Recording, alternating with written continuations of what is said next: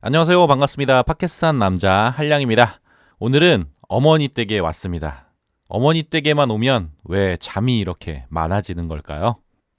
2025년 설 연휴 저는 어머니 댁에서 명절을 보냈습니다. 사실 저는 어머니와 가까운 거리에 살아서 명절 이외에도 한 달에 한 번 이상은 어머니 댁을 꼭 방문하는데요. 거리는 버스로 한 10정거장 남짓됩니다.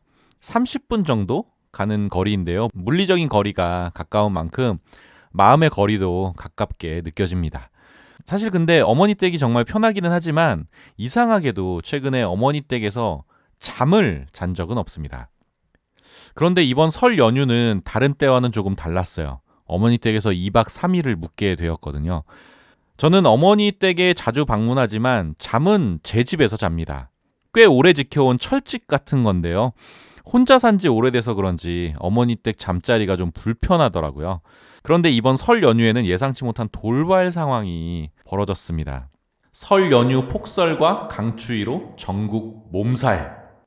설 연휴를 앞두고 임시 공휴일로 지정된 1월 27일 월요일 한 뉴스의 헤드라인인데요. 바로 이 폭설 때문에 저는 집에도 못 가고 설 연휴 2박 3일 동안 어머니 댁에서 강제 숙박을 하게 되었습니다. 어머니께서 창밖으로 눈 내리는 모습을 보시면서 그냥 고생하지 말고 연휴 동안 집에 있으라고 하시더라고요. 내심 저는 그 말이 반가웠습니다. 맨날 일 핑계 대면서 바쁜 척하고 집에 돌아오곤 했었는데 이번 연휴는 사실 좀 여유로웠거든요. 때마침 지난 주말에 한 달 동안 준비했던 그 토익 시험도 마치고 바로 설 연휴를 맞이한 터였습니다.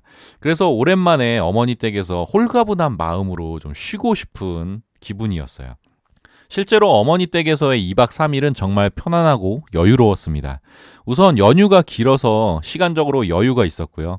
시간 여유가 생기다 보니까 마음이 편해졌습니다. 더불어 매끼 어머니께서 맛있는 음식에 밥도 챙겨주시고 밥 먹으면 또 과일도 챙겨주셨는데요. 배부르고 등 따뜻하고 포근한 이불 속에 누워있으니까 세상 천국이 따로 없었습니다. 솔직히 저는 어렸을 때 명절을 그렇게 좋아하지 않았습니다. 저에게 명절은 항상 긴장, 걱정, 그리고 불안, 초조했던 기억들이 대부분인데요. 사실 이번 연휴처럼 저희 가족끼리 편하고 여유롭게 명절을 보낸 지가 얼마 되지 않았거든요. 저희 아버지는 1남 5녀 집안의 장남입니다. 그리고 제가 어렸을 때 저희는 할아버지, 할머니와 함께 살았는데요. 명절 차례를 지내고 나면 오후부터 고모들 가족들이 릴레이로 계속 저희 집에 찾아왔습니다. 물론 저희 집에 방문하는 사람들이야 명절이니까 할아버지 할머니 얼굴 보고 또 인사 나누려고 좋은 뜻으로 오는 건데요. 솔직히 저는 명절에 이렇게 일가 친척이 모이는 것이 달갑지가 않았습니다. 저희 집이 큰 집이라는 이유로 그 많은 친척 손님들이 찾아오는 것도 싫었고 손님들이 올 때마다 항상 긴장해서 인사드려야 되는 것도 싫었습니다. 그리고 할아버지나 아버지들은 손님이 오시면 꼭 저를 부르세요. 야, 이리 나와서 인사해. 이렇게 말이죠. 그 어린 나이에 손님들이 왔을 때 가장 스트레스를 많이 받았던 건 그 하루 종일 누가 올지 모르면서 마냥 기다려야 한다는 그 초조함이었습니다. 저는 어렸을 때부터 극히 내성적인 사람이었는데요. 그 명절 때는 친척들과 쉽게 어울리거나 친해지지 못해서 그 어색함에 항상 뚝딱거렸던 기억이 많습니다.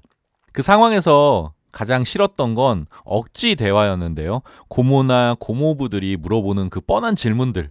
그리고 손님들이 올 때마다 저에게 똑같은 질문을 또 물어보시는 거예요. 그래서 똑같이 답변을 해야 하는 그 어떤 반복적인 상황. 그런 상황들이 저에게는 그렇게 좋게 느껴지지 않았습니다. 굳이 할 말도 없으면서 이것저것 물어보는 그런 억지로 대화하려는 모습들이 좀 싫었던 거죠. 그래서 어렸을 때는 저에게 명절이란 항상 이 긴장과 불안감을 주는 단어였습니다. 그런데 10여 년 전쯤 할아버지와 할머니께서 돌아가셨습니다. 할아버지와 할머니의 존재 자체가 그동안 가족을 모아주는 구심점이었는데요. 그 구심점을 잃으니까 고모들도 저희 집에 방문하는 횟수가 점점 줄어들더라고요. 저희 아버지는 교회를 다니셔서 또 차례도 안 지내시니까 친척들을 한데 모을 명분이 이제 사라진 거죠. 결국에는 친척들이 각자 자기 가족 중심으로 명절을 치르게 되었습니다. 그렇게 저희 가족끼리 치르는 지금의 명절 연휴는 많이 여유로워졌습니다. 그래서 저는 좋습니다. 어린 시절 왁자지껄한 분위기에 긴장하고 불안해하면서 예의 차리고 미소 짓고 억지 대화 이어가던 그런 명절은 이제 저에게 없는 거죠. 대신에 우리 가족만 모여서 조금은 루즈하지만 조용하고 여유롭고 편안한 명절을 즐길 수 있는 겁니다. 요즘 명절을 보내면서 제가 개인적으로 가장 좋았던 건 어머니께서 수십 년 고생하시던 그 명절 지옥을 벗어나셨다는 겁니다. 이번 명절에 여유롭게 소파에 앉아 계신 어머니를 보는 것만으로도 행복하더라고요. 지난 2박 3일 어머니 댁에 머물면서 무엇을 했는지 잠시 생각을 해봤습니다. 딱히 생각나는 건 없더라고요. 대부분 시간은 먹고 자고 또 TV 보는 시간이었는데요. 그러다 문득 궁금증 하나가 머리를 스쳤습니다. 어머니 집에만 오면 왜 잠이 이렇게 많아질까? 설 연휴 첫날은 잠자리가 어색해서 잠을 잘 못 잤습니다. 그런데 낮에는 그렇게 잠이 잘 오더라고요. 점심 먹고 전기장판에 누워서 3, 4시간 내리 잤습니다. 똑같은 패턴으로 3일을 반복했는데요. 어렸을 때 명절만 되면 아버지는 점심 드시고 항상 주무셨거든요. 그래서 손님이 오시면 항상 제가 아버지를 깨우곤 했습니다. 그때 당시에 저는 속으로 아버지는 왜 명절만 되면 저렇게 잠만 잘까 궁금했는데요. 이제야 그 이유를 알게 되었습니다.